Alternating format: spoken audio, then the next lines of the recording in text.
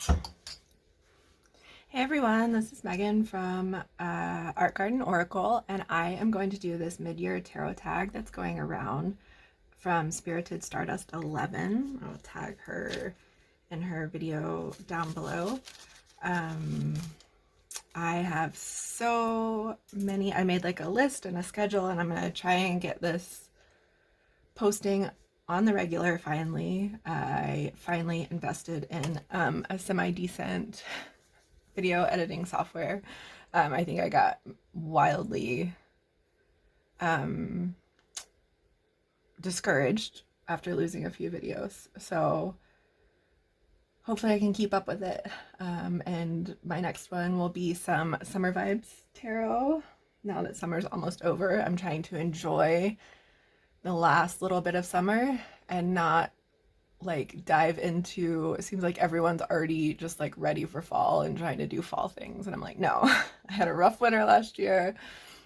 I'm gonna enjoy every last morsel from summer. So that is coming, even though it's like bucking the trend of all the fall things coming out. So this tarot tag was super fun. Hopefully it'll keep me short, sweet, and focused today. The first it's not really questions, but the first category, I guess, is your favorite deck this year. And this one I am totally talking about so much. I hope it's not way overdone, but it's still this one, Tarot of the Holy Spectrum. It's been my favorite deck of the year by Chase Voorhees. I've used it, I brought it on camping trips. It got rained on, and it still looks pretty darn good. It's been rained on, it's been shoved in bags, and I actually, this little bit of damage to the box was like not even on a camping trip. That was, I think, filming a video.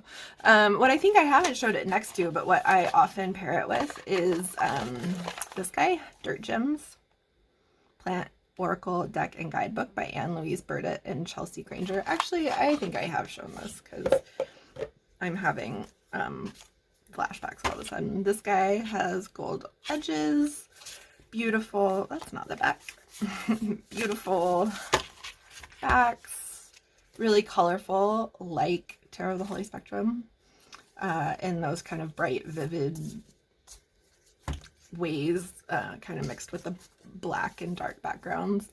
Tarot of the Holy Spectrum has just matte, flat back, matte, flat black backs. Woo!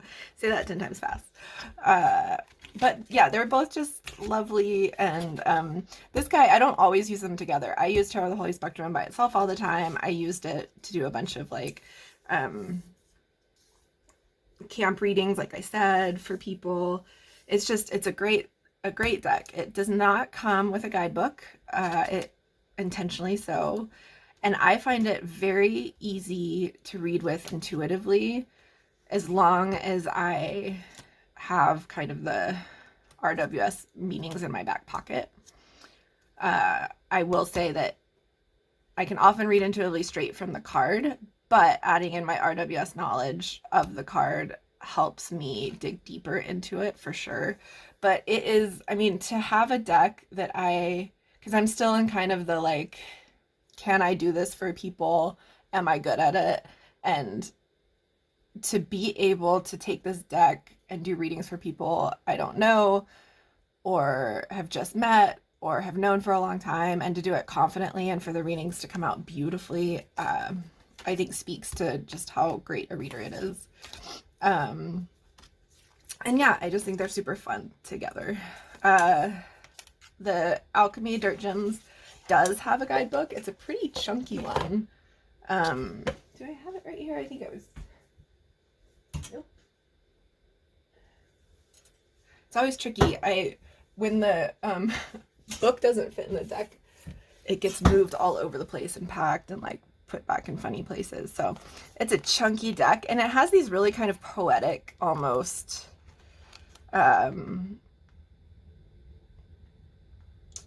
write up about all the cards. So I'm really into herbs. I know a lot of herbs, but I am still finding, yeah, just a very spiritual kind of information in here about these herbs. And it really is you know, there's a lot of these herbs, like, I didn't think you could tell me something new about them, and I get like a deeper sense of some of these herbs through the book. It's just a really good book. They did a really good job of really making this a very deep deck. And given that I have so many herb decks and plant decks, this one really feels like it brings something new to the table. So it's been amazing. So yeah, certainly they read well together. And when I pull a card here, yeah, the tarot cards really bring so much beauty to the meaning of the Dirt Gems cards. That's so funny. I just cut down, I grow elecampane, and I have a lot of lung problems. It's an amazing herb for the lungs, but the flowers just kind of went crazy and started falling down. They're like 10 feet tall flower spikes, and you harvest the root for the medicine. But I just cut them down this morning. Yeah, it's nice to see that happy flower smiling at me. Some of these are black and white. I'm trying to remember. I read this, but it's been a little bit since I've revisited it. I want to say that the black and white cards are more soothing herbs. No, that's not true, because valerian's super soothing. I can't remember. There's something about the black and white. Maybe it's daytime and nighttime herbs. I can't remember. So there is a reason that some of these are black and white versus color. So anyway, beautiful decks. I love them. I have used Tarot of the Holy Spectrum all summer, when did I get it? I got it in spring, I think, and I just haven't really set it down since. I've like had to make a concerted effort in the last few weeks to pull out some other decks because there's many I want to get to know better, and yeah, so I have tried to set it aside lately. This guy, Dirt Gems, is going mass market. Tarot of the Holy Spectrum is only indie. This guy is indie, but it's the last of their indie run, and they're putting it mass market if they've already run out of their indie decks. I know they were trying to sell them off because the mass market is coming soon. So that is my favorite deck this year, even though I have many, many decks, many of which I'll show that I have been loving lately too.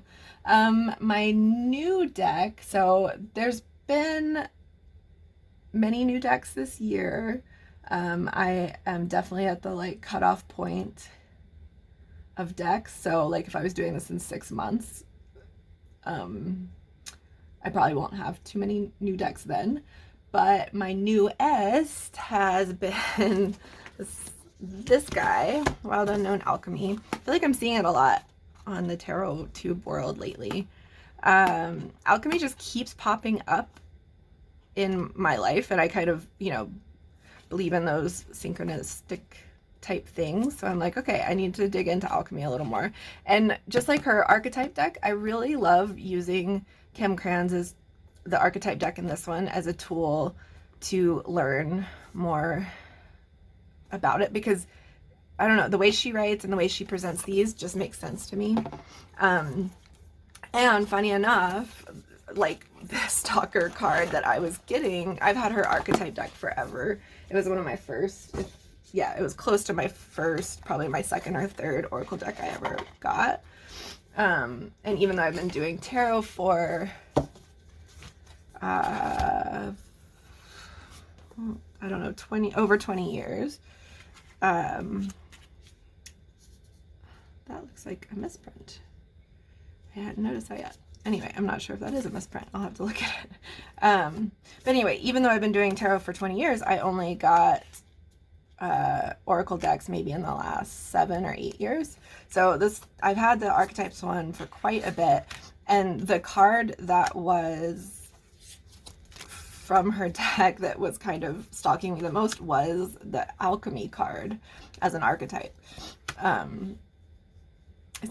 Is it an alchemy card? Now I'm like doubting myself. No, sorry. It was the shaman card. And for some reason, and it might have been something in her write-up, I was really like kind of correlating that not to the traditional kind of alchemical knowledge information, but yeah, just in that sense of like really going beyond the, like really pushing the edges of the known world or of consciousness or of truth or science or reality, and just that blurry liminal space where I feel like alchemy and shamanism live, just really started drawing me to this deck.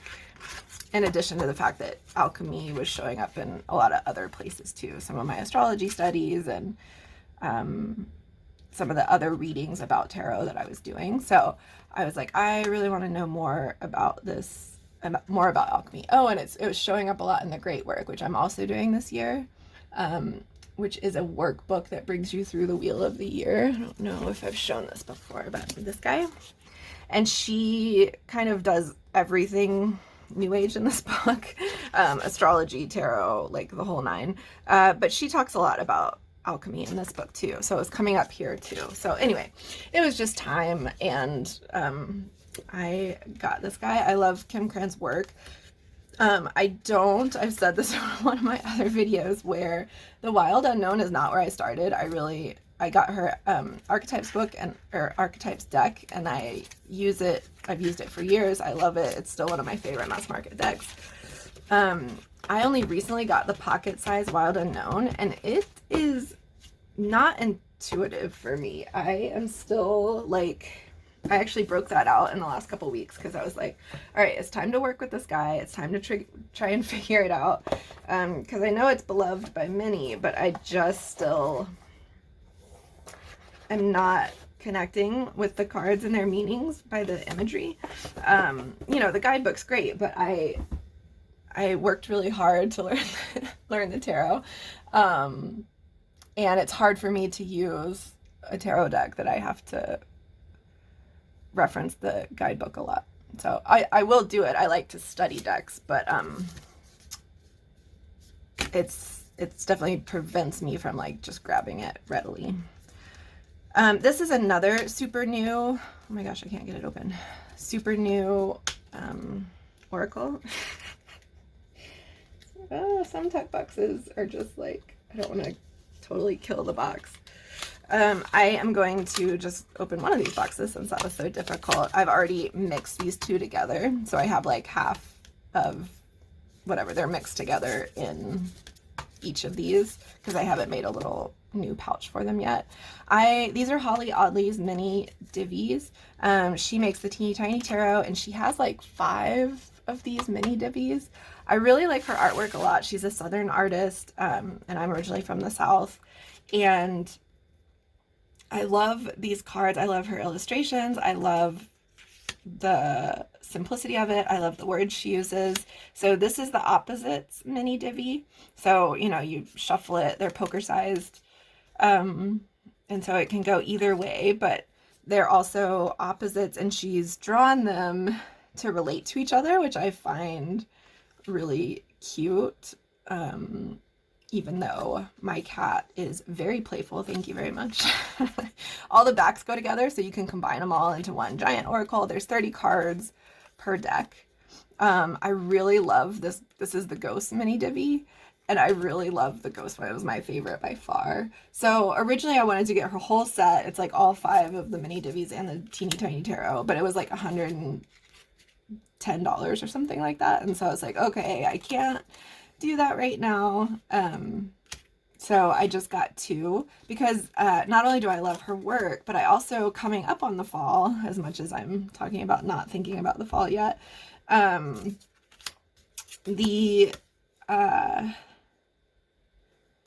have a bunch of fall decks like the Zombie Tarot, and I plan on getting the Halloween Tarot, and like I love this. It's like smiley face on both sides, but then when you flip it and it's sorrow, it's just so simple, but it's so smart. Anyway, but there's a bunch of decks like that where, another one is the Shadowland Tarot. So there's a bunch of fall decks that kind of have a tricky, I don't always have to use an oracle, but I like to have an option every once in a while. And I didn't used to care about whether they looked good together, but but after using several that really do go well together, it's super fun to do it that way. And just to have, not only, I feel like when they visually talk to each other, I have started to feel like the meanings have been a lot deeper too. And I don't know, what level of coincidence that is, but so anyway, I wanted an oracle deck that wasn't a fortune, that would go really well with all those kind of fall quirky decks that are hard to kind of pair with an oracle. And I feel like this is, I think these were like $12 each or $14 each. Is just a really affordable way to like get something I love from an independent artist, that will go with like 25, well, not that many, but several kind of Halloween-ish and fall type decks, in a fun way. So that is the mini divvies, 2 of the mini divvies by Holly Audley.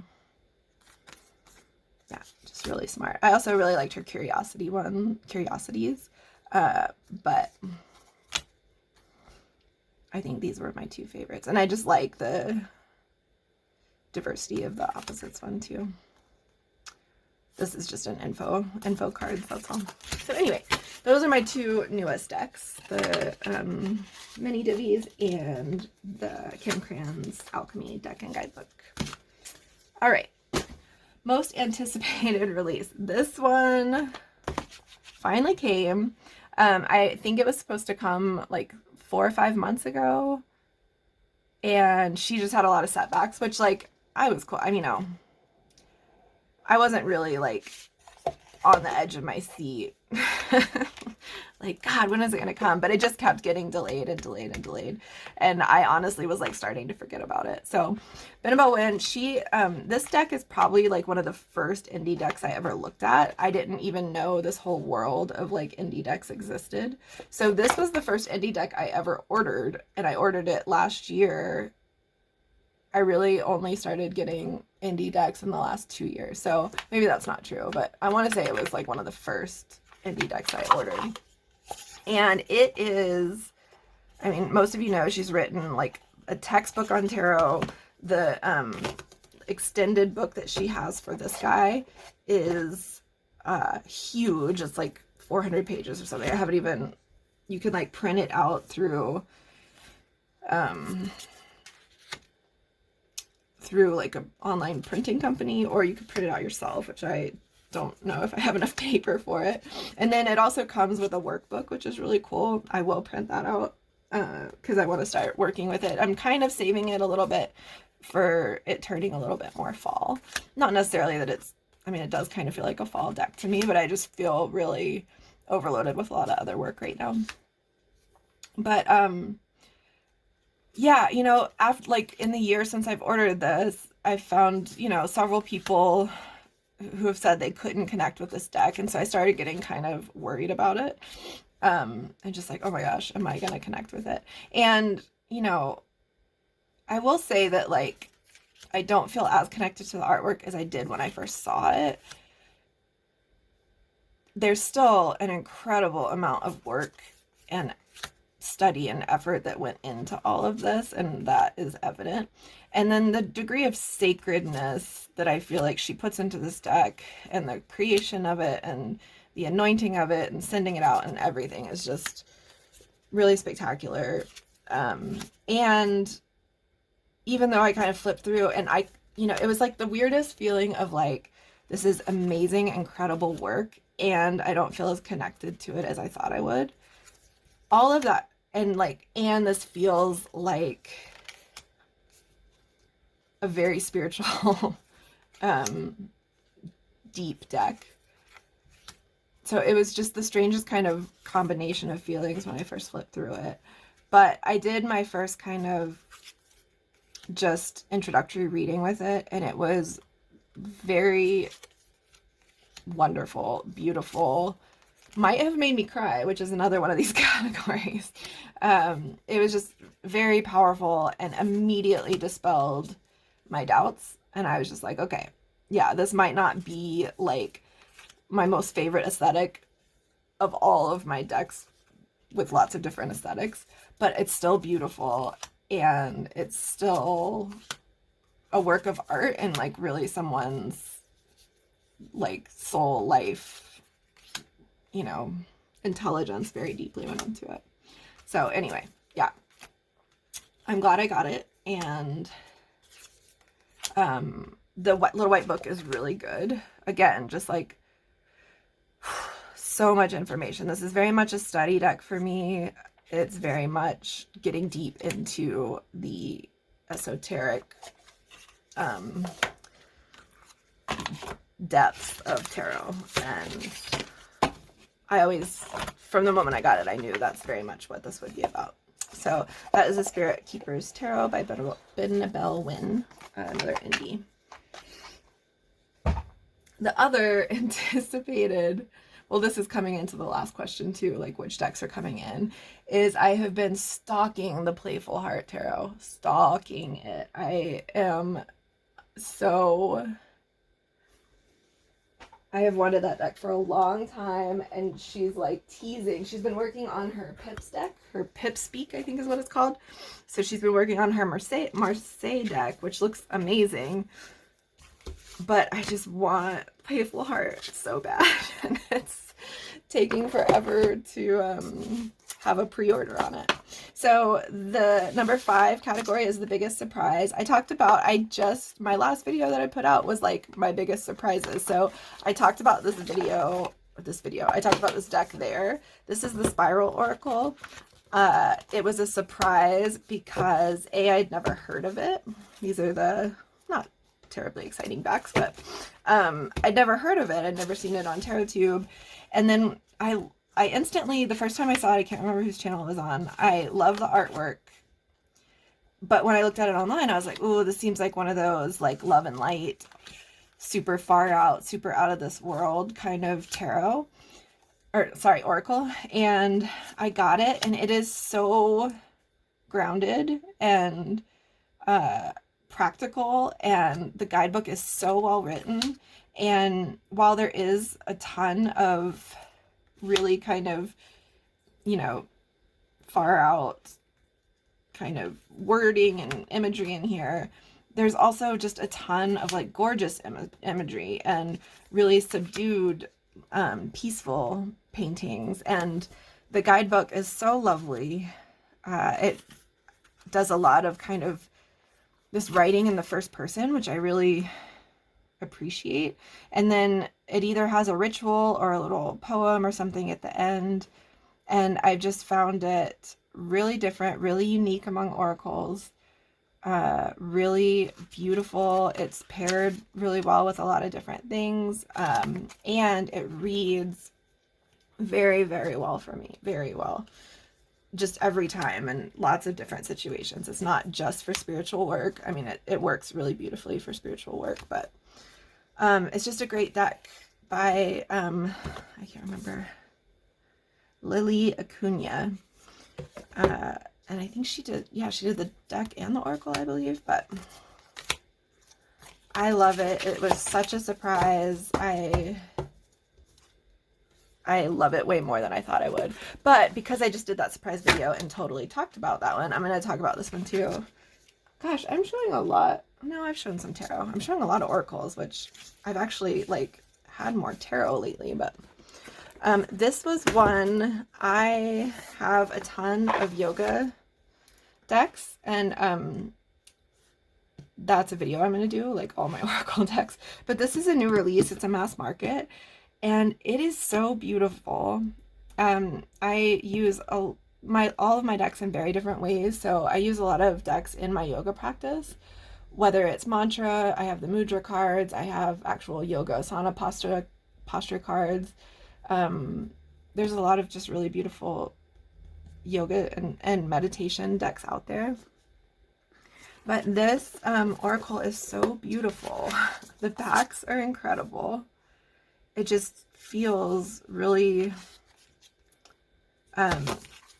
really like high quality to be such an affordable indie deck.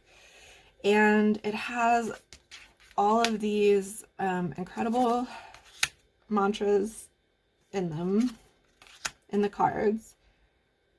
And so it kind of gives this oracle message based on the mantra. But then when you get into the book, it gives you the full mantra. I think in all cases, there might be some mantras that are like really long. The full mantra, the translation, and then like a story, or, you know, kind of a putting it into practical life, and then a practice, and then it gives you the suggested musical version that you can find online, or, you know, on a MP3 or whatever. MP3. Digitally. God. I almost said on CD, so like I don't even know what world I'm living in. So an amazing tool for learning traditional mantras, and I just really find the artwork beautiful, and peaceful, and really different in a lot of ways. So that has been my very recent surprise since Spiral. So this is another, like, if I was going to put this in the new deck category, but it fits so well for this category that I saved it for here. So yeah, really beautiful keywords if you aren't so much into mantra practice as a practice, but I am into mantra as a practice, so I love it as an oracle, and I love it to go deeper into mantra as well. Oh, it's just so lovely. There's so many pretty decks right now.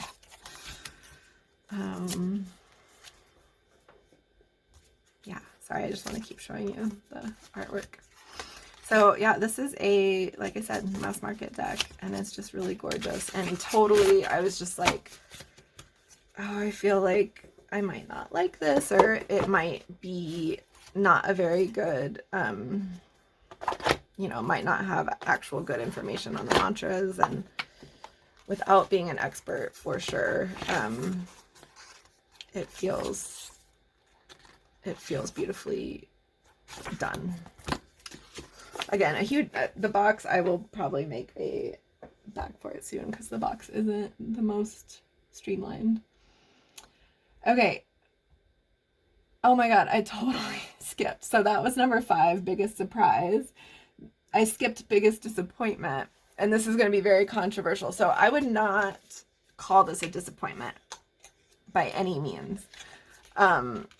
Like several other people that I've seen, I am like amending this particular category a little bit. So the Odyssey House Tarot is in no way a disappointment to me. I love it. I find it so freaking gorgeous. I like I like the size of it, how long it is, but I cannot shuffle it, and that's annoying because I want to shuffle it. But I don't know that, like, I want the size to be shorter just so I could shuffle it. I really like this kind of tall, skinny version, especially after having seen a lot of the squatter rectangle previous prints. It is freaking gorgeous, and I love the artwork so much. I love the quality of it, the feel of it. There are some of my favorite cards of all time in here. This is close to one of my favorite lovers. The disappointing side is, again, like with the Tarot of the Holy Spectrum, doesn't have a guidebook. This doesn't have a guidebook. I looked everywhere online, even for her, like, writing about it and talking about like why she chose what she chose, or just to like give more insight into the categories that she has for the different suits. I find the major arcana easy to read. I can do that intuitively, no problem. Strangely, even though, you know, there's a lot of people who are very watery people, I have like no water in my chart whatsoever. I mean, I do. I don't have any planets in watery parts of my chart. So like I love the water, but like I'm not a person who's like knows all the mermaid mythology or any of that. So, but I can still read the mermaid suit really easily.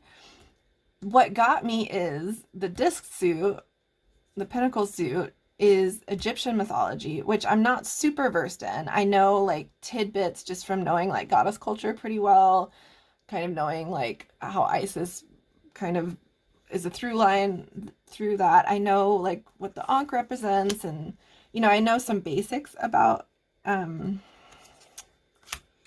Egyptian mythology, but I just found it really hard to read intuitively because like the Tarot of the Holy Spectrum, it's imagery that gives you a lot of information. This imagery maybe gives you a lot of information, but I still feel like you need to know the mythology pretty well to get the most information out of it, and I don't. And so I've already found myself when I've pulled some disc cards, just like looking some stuff up online. Like this one, like the mermaid suit, it still kind of goes with the traditional Rider-Waite, so I can pull in information kind of easily.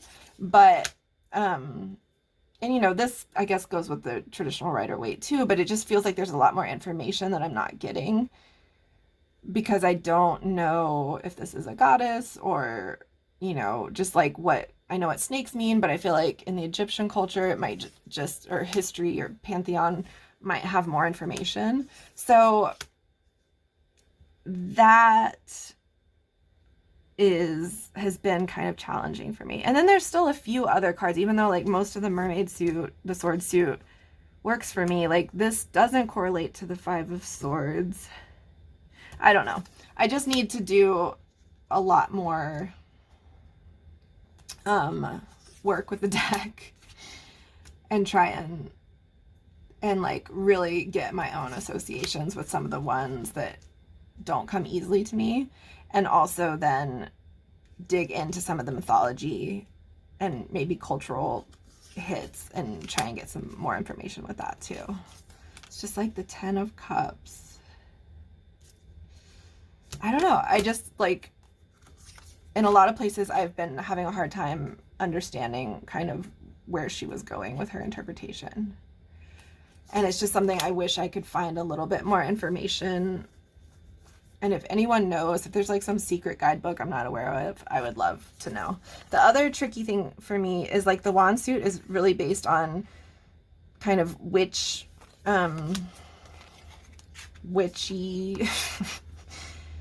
I don't know if it's necessarily Wiccan per se or just pagan or just, but yeah, just general like witch imagery. And I'm like well steeped in witch symbolism, and a lot of even those suits I still am struggling to see and understand. And I'm like, I know most of the things about like the Seven of Discs. I don't know. I'm trying and it's just not coming easily. So I'll quit like putting my my confusion on you. I think you get the point. But let me just find this. Oh, it's this card. Like this card I pulled, the Seven of Coins, and like it does not read to me traditional Rider-Waite at all. I kind of tried to find correlations, and then I found what this is. I can't remember the name of it, but it's something kind of like the Ankh that either symbolizes Isis or it's a power symbol. I can't remember. It's been a while since I pulled this card, but I looked it up. And yeah, there was just a lot more meaning. But, I still there's just a lot of symbology I feel like I'm not getting. And I wish I had just a little bit more information. So I'm going to keep working with it. It's just like, it's a treasure. I don't care if I ever understand it. It's so freaking gorgeous. I will always use it, and that's fine. And if I just use it until they mean something to me, even if I don't get all of the symbolism that she used or that the cultures pull into it, that's fine. But so it wasn't a disappointment. It was like an unpleasant surprise that doesn't make me love it less. It makes me use it a little bit less, and is going to be more work than I expected. All right, so I love it. I don't hate it. It was just a not awesome surprise. And if you want to call that disappointment, that's fine. Okay, my current deck crush. This is a total steal to, oh, I said that really close to the microphone. I'm super sorry. This is a total steal from Jonaki at Catamancy Tarot. I love her videos. I've said it a bunch, probably too many times on my relatively few videos. But this, these two together, so this guy I was not aware of the Mountain Dream Tarot, and I love some like cool one of a kind or like old school tarot stuff. And so this was created in the 70s, or yeah, begun in 1970, and it was the first, I mean, the creator says it was the first photography deck ever, and it's so awesome. Like just all the old exposure stuff and the double exposure tricks, and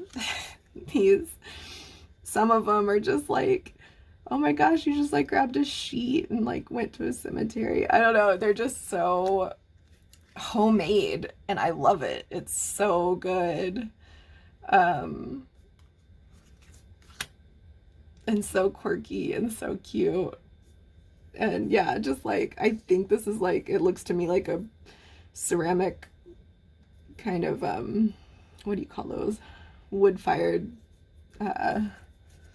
kiln or something that they're like building for the Three of Discs. But yeah, it's just so hippie dip and awesome. These ones kill me the most. why this gal's dressed up as the like young dude in the RWS pictures, and I almost feel like she's like laughing at herself.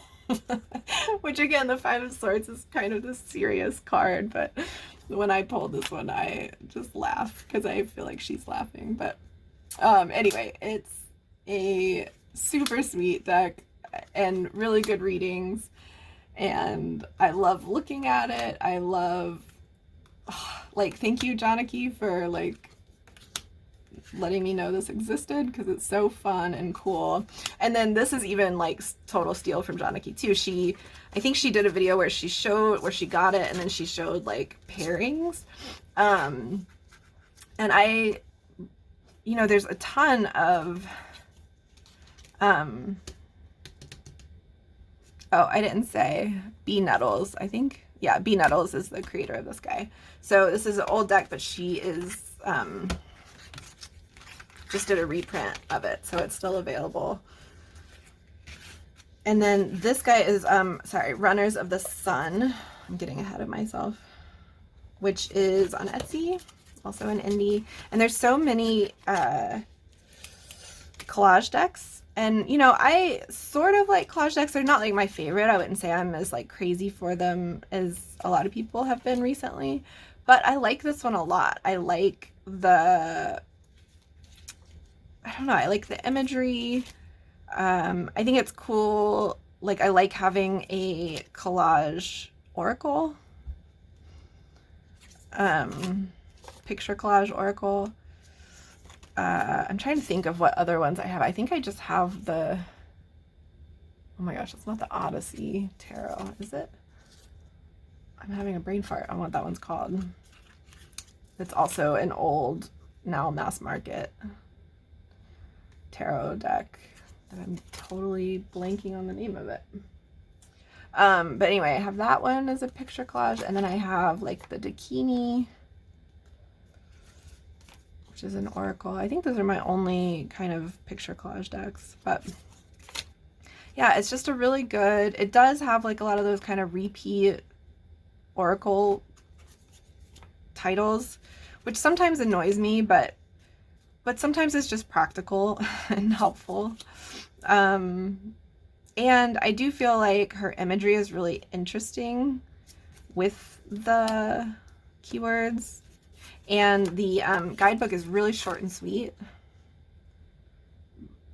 but I like it. It doesn't feel like an overwhelming oracle to pull out and get a little extra information from. I haven't needed to use it all the time, but I do like it. I do like it when I have pulled it to read info. And yeah, I think, I hope I'm not like totally lying and saying Janaki gave me an idea that she didn't even actually do, but I think she put these together. Even if she didn't, I've been using them together. I really like them a lot. This one in particular, you know, it's Runners of the Sun. Doesn't have like, well, I guess, yeah, it feels pretty summery to me. And these guys, yeah, I just, you know, summer is definitely like my like barefoot in the garden, running wild kind of hippie phase. So even though this is a kind of a subdued color deck because of the photography and everything, I just really like it. It feels summery to me too. So this is my current deck crush. I have largely been using these together. I don't always do that, but I really do like these together. And the Bee Nettles, the Mountain Dream Tarot does not have a guidebook, but it's very clear RWS imagery. But because there's not, you know, because it's photos and relatively simple photos and relatively direct copy from RWS, the Runners of the Sun kind of gives it that extra pop of color and depth that's been really helpful to use them together. Okay, number 7 is what deck made you cry? Okay, oh, this is a different one. This is a combo I've been wanting to put together for forever.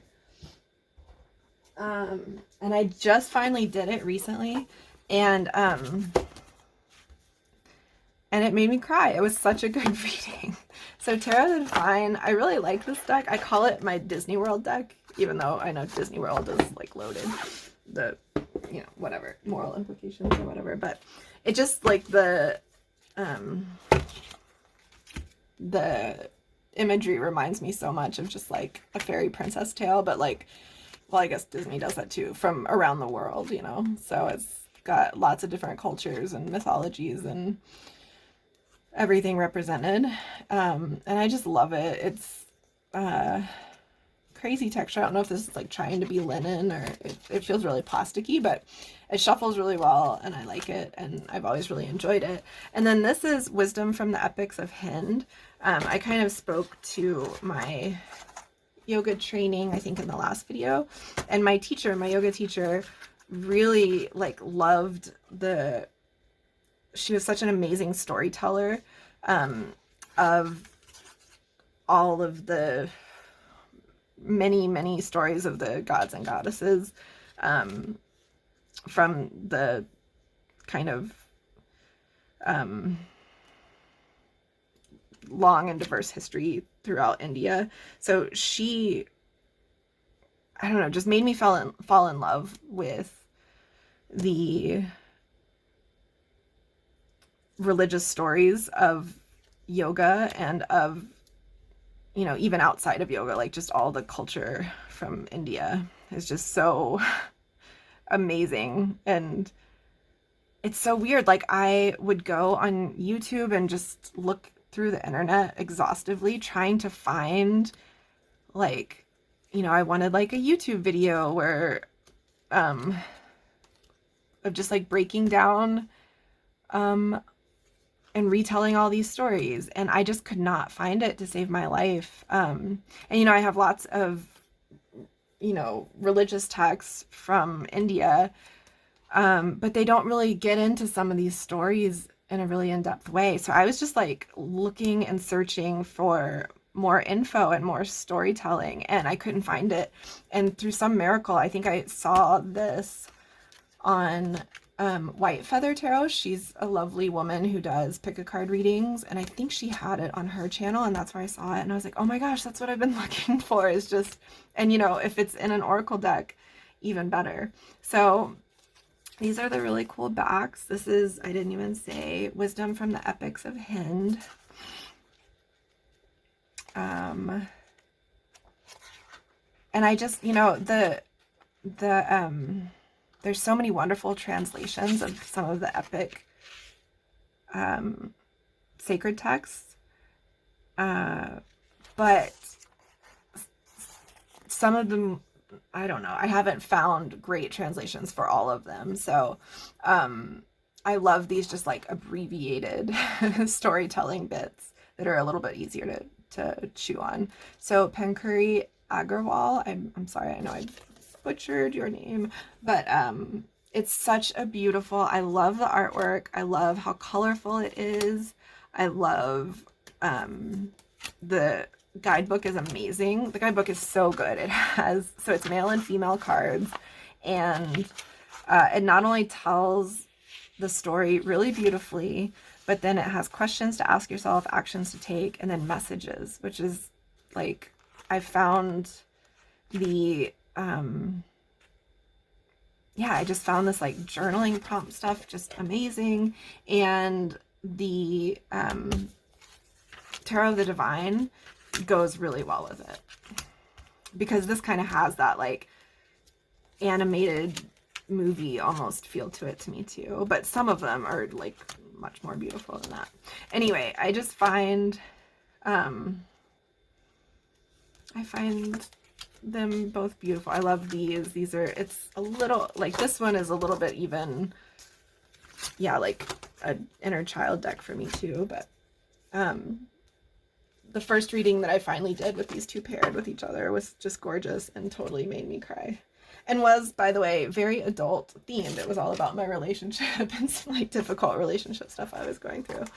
So not all just like inner child stuff, but they're beautiful. And you know, there's definitely some like hard ones in here. That's the other, oh, yeah, there's some hard cards, especially in the Epics of Hind. But like in the best way. I do really love a deck or an oracle deck, a tarot deck or an oracle deck that does a good job of incorporating dark and light. And I didn't say Tarot of the Divine is by, I should know that. I've had Tarot of the Divine for quite a while. Yoshitani, yeah. So those were beautiful together and totally made me cry. Way more deep than I expected. And I do have, the only negative I would say some people complain about it is the write-ups in the Tarot of the Divine are really, it's good for like, I don't want to spend a lot of time, but you don't get the amazing stories of the cultures that they come from. But Yoshi, I think Yoshi's a man, I don't know. They have a accompanying book that I do have that gives you more of the story. And that was totally worth it for me. So it's a pretty chunky book, but it gives you, again, not like a huge story. It's just a chunk.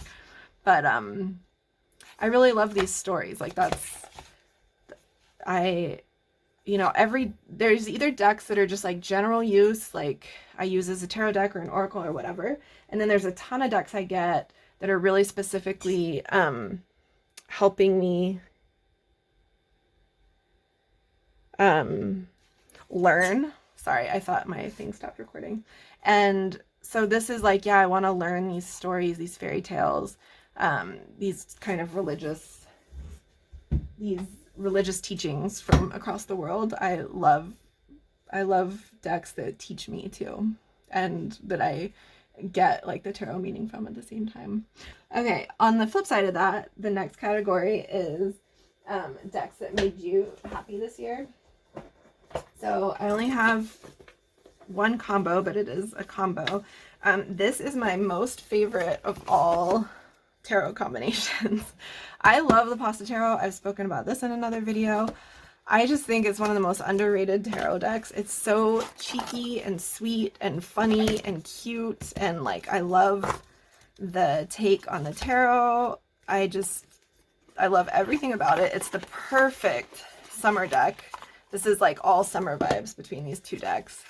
It is such a wonderful deck. I can't say enough wonderful things about it. It makes me feel like, I mean, total summertime, right? Like I'm just in Italy, like living the best Italian summer travel fantasy. I just watched Stealing Beauty with my husband, who very much loved it. It was one of my favorite movies in my teen years, and I hadn't seen it in such a long time, and I love it. It's such a gorgeous film done by, oh my gosh, Bertolucci. Am I remembering that correctly? Liv Tyler's in it. It's so beautiful. It's like a beautiful Italian film. And of course, I also watched all of White Lotus recently. So I think I'm on an Italian kick. I didn't say this last time I showed the spaghetti tarot, but I am severely gluten intolerant. So I also just laugh when I use the spaghetti tarot because it's like, you know, and laugh with like my like current Italy obsession because I'm like, yeah, I can't eat bread and I can't eat pasta, but it almost makes it better to me. So it's such a lighthearted, lovely deck. The Animal Apothecary Guidebook by Cara Elizabeth. A guidebook, sorry. I was reading this. The Animal Apothecary deck is so wonderful, and as lighthearted and lovely as this deck is, this deck I feel like brings the spirit out of this deck a little bit, because this is a very, the cards are beautiful and like uplifting just visually, but it's a very powerful spiritual deck. And I was looking at it for a long time and kind of wondering if it was gonna work really, you know, just kind of speak to me. But the readings I've done with it, it is just a killer deck. Like this one has made me emotional a few times for sure. And so what I love how they look together, not only the visual of them together, but using Animal Apothecary with Spaghetti Tarot, yeah, just brings a seriousness or just like a level of depth to Spaghetti Tarot if I need it. Like sometimes the Spaghetti Tarot is just like, no, I want to laugh, or I want like a funny answer, a cheeky answer, or whatever. But yeah, if I'm like, no, I want a feel good answer, but I need some real information, and using them together works really well too. But I just think these are like such awesome summer vibes together, and I love them both so much individually. Yeah, it's just like a wonderful deck. And so many of the Spaghetti Tarot cards just make me, I mean, these guys, like the animals in these cards can be really adorable too, but the Spaghetti Tarot, holy smokes, does it make me laugh and just cheer me up every time I look at it. Like I'll just like bring it so that people, not even to do like a reading, but I'm just like, look how awesome these cards are. I'll just have people like flip through them, and they always smile too. So it's just a lovely deck. So anyway, I just love this deck. It makes me very happy.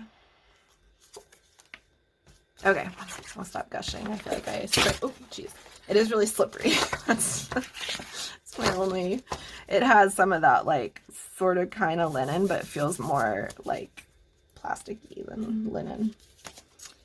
Oh, every time I grab that deck, I always talk about it way more. Oh, and the Animal Apothecary, the Pasta Tarot just comes with like a little pullout with keywords, which is totally fine. I find the Pasta Tarot so easy to read with. The Animal Apothecary just has like a write-up on each card, but the write-up is really great. It's just so soulful. She just did an amazing job with this deck. I mean, love, look at that sweet little pig. I don't know. Yeah, this one was the first card I ever pulled with this deck. It's such a good deck. I love it. Okay. I've seen a lot of people starting to find out about this deck. I've seen it a lot more, but for the longest time, that's why I almost didn't get it for a while, because I was like, I know this is going to go great with spaghetti tarot, and I just love the aesthetics of it, and I kept not getting it because there was like nothing really out there about it, but it's finally getting its due, so that's great. Okay, the last one, or the next to the last one, is my most beautiful deck of the year. There's so many so far this year that I have found so crazy beautiful. These are 3 like runners up that I almost put in my most beautiful deck. This guy I love. It's just always, it's not really beautiful, but it's beautiful to me. Like in the way it's done and the craftsmanship in it, I just love it. I love looking at it. Claire Mack's work is gorgeous. I wish I'd known, well, no, I like the Oracle a lot. I couldn't decide between this Oracle and the Garden Oracle. And I love this one, you know, maybe eventually I'll kind of collect all of them over time, but um, yeah, her work is just so gorgeous. And then this is a mass market French oracle that I showed in my last video, I think, that I just find exceptionally beautiful, and did not think I would find it as beautiful as I do. Like a big reason I didn't get it for the longest time, because I was like, I don't think I like the aesthetics of this. And then just having it in hand, it's so much more beautiful than it appears on screen, and I've loved it so much. But two kind of surprise ones, when I can't believe that those didn't end up as my like most beautiful decks, but two surprise ones that I'm going to show. This Midnight Magic deck, I like, it's a mass market. It kept popping up on my Amazon, whatever, you know, I was like, get this deck, and I just kept ignoring it. And I like didn't even open it to like look at the cards inside. I don't know what my problem was, but I find it so beautiful. Like mushrooms, like I think mushrooms are beautiful, but like when you really see them out in nature, sometimes they can be kind of like crazy and weird. She's just captured these so beautifully. I've been really into, I said this in my last video, like really dark background decks, which is so weird because it's you know, still pretty midsummer here. But I don't know, I just found this deck so gorgeous and surprising. And just the fact that I just ignored it and thought it was going to be cheesy or something. But the messages are really good. I kind of got this as like a study deck because I know a lot about herbs. I know a lot about vegetables. I know a lot about growing flowers. I know a lot about the natural world just from loving gardening and hiking so much and like eating wild. But mushrooms are like the one thing I've like been looking for a mushroom teacher forever, because I've tried growing mushrooms, but it's just something where like it hasn't clicked, or you know, I haven't felt safe like mushroom hunting because I don't have a good guide yet. But anyway, so I got this largely as a learning deck because you can't really read this intuitively, or I can't, I should say, because if you don't know the mushroom and the properties of the mushroom, you kind of can't read it. So I got this intentionally because I knew I would have to use the guidebook and that it would help me to get to know some of the properties of the mushrooms better. I still would never go like hunting for these mushrooms without someone that I trusted, but it's like a good first step, I feel like, learning the mushrooms. So that deck like really surprised me with how gorgeous it is, and I don't know, like that for some reason stuck out to me more than those other three, even though I find those other three wildly beautiful.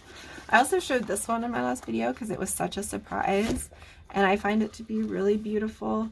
I'm not going to talk too much about it because I went really in depth in my last video, but it's a mass market deck, and I just feel like the quality of it is so gorgeous, and it's this is like super calm. It's like the linen texture is, I guess, just happening with a lot of mass market decks right now. But I found it so beautiful, especially given that like this particular art period isn't my most favorite of all art periods, but I just feel like they did such a good job picking these cards and like working with the meanings of the cards. And it's a very not religious deck. It's definitely a spiritual deck, but it's not specifically like Christian religious. Jody Buginski Bessie. I don't know, I found it beautiful. And then my last of these, I had like three that were just, these three surprised me that this is what I'm saying are my beautiful decks of the year. But this is Prophet Oracle card set. I love Khalil Gibran. I have had a copy of the Prophet for well over 20 years, and like it's my go-to kind of divination book of just like opening it to a page and reading it for the message I need for the day. But this is the back. These are just like, again, another beautiful way to work with his writings, and they're beautiful in like a really different unexpected way. I don't know. I don't know if it's like how much I love his writing. But yeah, I just found the whole deck to be really lovely. And I haven't used these together, but they don't look terrible together.